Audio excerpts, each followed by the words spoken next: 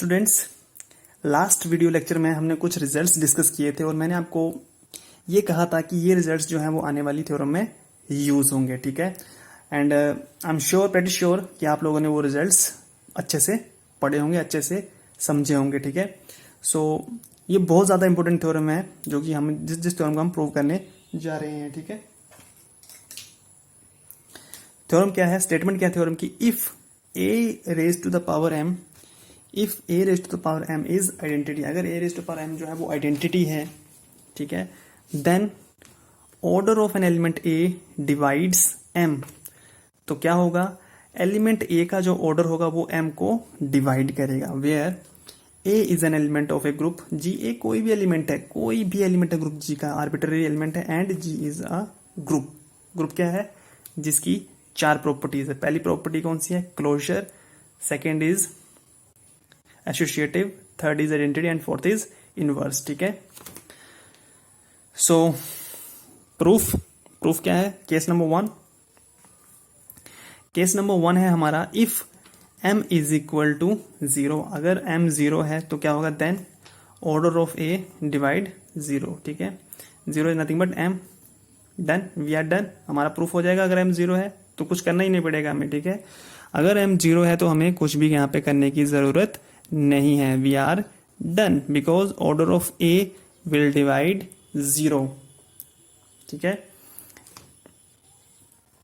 कोई भी नंबर जो है वो 0 को ऑलवेज डिवाइड करेगा। This is basic mathematics. ठीक है, कोई भी नंबर जो है वो 0 को हमेशा डिवाइड करेगा। 1 डिवाइड 0, 2 डिवाइड 0, क्यों, ऐसा क्यों है, बिकॉज देखो 1 डिवाइड्स 0 मीन्स 0 को हम लिख सकते हैं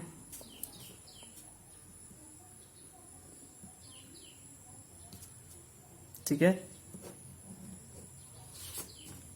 या फिर इस केस में है ऑर्डर ऑफ ए, इस केस में क्या है, इस केस में है हमारे पास order of a divides 0। So 0 can be written as 0 times order of a. ठीक, so case number one is very obvious case है। अगर एम 0 है तो हमें प्रूफ में कुछ भी करने की जरूरत नहीं है, we are done. So let's proceed with case number 2. So सबसे पहले हम ये assume करेंगे कि m 0 नहीं है। Let m is not equal to 0 and let order of a is equal to n. Order of a को हमने कोई एक n assume करें, आप कुछ भी assume कर सकते हो, n, k, j, कुछ भी आप assume करें, you are free to choose। ठीक है, you are free to choose। सो हमने यहाँ पे क्या माना, ऑर्डर ऑफ ए को n मान लिया है। ठीक है, फॉर अ टाइम बीइंग। सो हमें प्रूव क्या करना है, टू प्रूव क्या करना है, टू प्रूव करना है हमें order of a divides m, that is order of a को हमने क्या माना है, यहाँ पे ऑर्डर ऑफ ए को हमने यहाँ पे n माना है, that is n divides m। This is what we have to prove, ये हमें चीज प्रूव करनी है। ठीक है, सो मान लो हमने क्या माना, इफ पॉसिबल सपोज n जो है वो m को कंप्लीटली डिवाइड नहीं करना है। ये सिंबल क्या है, this symbol is used for completely divide, कि n डिवाइड्स m कंप्लीटली। ठीक है, इसका मतलब क्या है कि रिमाइंडर शुड बी 0। हम ये मान के चल रहे हैं, हमने ये माना कि मान लो ऐसा नहीं है। ठीक है, और हम बाद में खुद को ही गलत प्रूफ करेंगे। ठीक है, if possible suppose n does not divide m, सबसे पहले हमने क्या माना कि n जो है, मानो n जो है वो m को कंप्लीटली डिवाइड नहीं कर रहा है, थोड़े टाइम के लिए मान लो, ठीक है, कि नहीं कर रहा है, ये हम मान के चल रहे हैं। देखो बाद में अपने आप एक कॉन्ट्राडिक्शन आएगी, जो हम मान के चल रहे हैं वो गलत होगा। इसका मतलब क्या है कि यही ट्रू है। ठीक है, हम प्रूव कैसे कर रहे हैं, प्रूफ में आगे कैसे बढ़ रहे हैं, हमें प्रूव करना है कि n जो है वो m को कंप्लीटली डिवाइड कर रहा है। हमने मान लिया कि नहीं कर रहा है, थोड़े टाइम के लिए मान लो कि n जो है वो m को कंप्लीटली डिवाइड नहीं कर रहा है, बाद में हमारे पास कॉन्ट्राडिक्शन आ जाएगी। सो डिवीजन एल्गोरिथम के बारे में मैंने पढ़ा था, by division algorithm there exist integers q and r such that m can be written as n times q quotient plus r, where r is strictly greater than 0 and strictly less than n।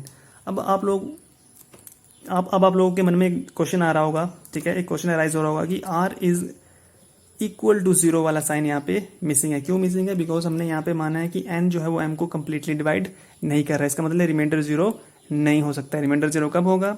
ये मैंने आपको example के through भी समझाया था। Remainder zero तभी होगा जब भी कोई एक नंबर दूसरे नंबर को कंप्लीटली डिवाइड करेगा, ठीक है। यहाँ पे हम मान के चल रहे हैं कि एन जो है वो एम को कंप्लीटली डिवाइड नहीं कर रहा है, तो remainder can not be zero.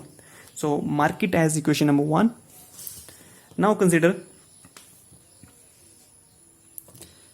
a raised to power m is e. This is given, ये क्वेश्चन में गिवन है, देखो स्टार्टिंग में गिवन है, दिस इज गिवन, क्वेश्चन में गिवन है a raised to power m is e. So by division algorithm m की relationship क्या है? By division algorithm m is nothing but n q plus r. So m की जगह पे हमने इसको रिप्लेस कर दिया n q plus r which is identity. So इसको हम ब्रेक कर सकते हैं, this is just basic mathematics, ठीक है. So a raised to power n q multiplied by a raised to power r. This is basic. यहाँ से यहाँ पे कैसे आए हम? बेसिक मैथमेटिक्स, ठीक है. There is no need to explain here. Is equal to identity. So a raised to power n q को हम लिख सकते हैं a raised to power n multiplied q. यहाँ पे भी बेसिक मैथमेटिक्स यूज हो रहा है into a raised to power r is equal to identity. a raised to power n is nothing but identity. क्यों? Because हमने यहाँ पे माना है ऊपर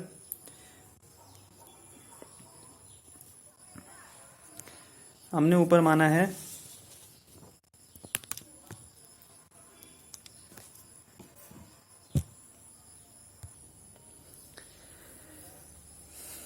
क्या माना है? Order of a is equal to n, ठीक है. Order of a is equal to n. This implies order of a अगर एन है तो क्या होगा कि a raise to power n जो है वो आइडेंटिटी प्रोड्यूस करेगा. So a raise to power n is nothing but identity e. A r is equal to identity. So this is nothing but a raise to power A raise to power r is equal to identity. So last video में मैंने कुछ results के बारे में discuss किया था. If a raise to power r is identity and r is greater than zero, r greater than zero है, यहाँ पे देखो r is greater than zero, then order of a क्या हो जाएगा? Less than equal to r, ठीक है. ये मैंने आप पिछले वीडियो लेक्चर में रिजल्ट्स के बारे में डिस्कस किया था. और ऑर्डर ऑफ a क्या है? ऑर्डर ऑफ a को हमने माना है सबसे ऊपर टॉप पे, और let order of a is equal to n. Order of a is nothing but n. n is less than equal to r. So mark it as equation number 2. यहाँ पे हमने क्या प्रूव कर दिया कि n जो है या तो r के बराबर होगा या फिर n जो है वो r से छोटा होगा. बट इक्वेशन नंबर 1 पे देखो हमने क्या, इक्वेशन नंबर 1 पे क्या है हमारे पास? इक्वेशन नंबर 1 पे हमारे पास है कि r जो है वो n से, r is less then n, r जो है वो n से छोटा है. और इक्वेशन नंबर 2 पे क्या आ रहा है कि r जो है वो n से बड़ा है, या n के बराबर है या फिर n से बड़ा है. तो which is a contradiction to our statement 1 पे हम क्या बोल रहे हैं कि r जो है वो n से छोटा है, और 2 से हम ये बोल रहे हैं कि r जो है वो या तो n के बराबर है या फिर n से बड़ा है. So which is not possible, जो कि पॉसिबल नहीं है. So which is a contradiction to our equation number 1. So therefore our assumption is wrong. हमारी जो एजम्पशन है दैट इज कंप्लीटली रॉन्ग. हमारी एजम्पशन रॉन्ग. हमने एजम्पशन में क्या, सबसे पहले क्या ज्यूम किया था कि हमने एजम्पशन में ये ज्यूम किया था कि n जो है वो m को कंप्लीटली डिवाइड नहीं कर रहा. तो इसका मतलब ये एजम्पशन जो है वो हमारी ट्रू नहीं है. Our assumption is wrong. Therefore क्या होगा कि n डिवाइड्स m कंप्लीटली, और n क्या है? n is nothing but order of a. So order of a divides m. Guys ये थ्योरम बहुत ज्यादा इंपॉर्टेंट है, ठीक है.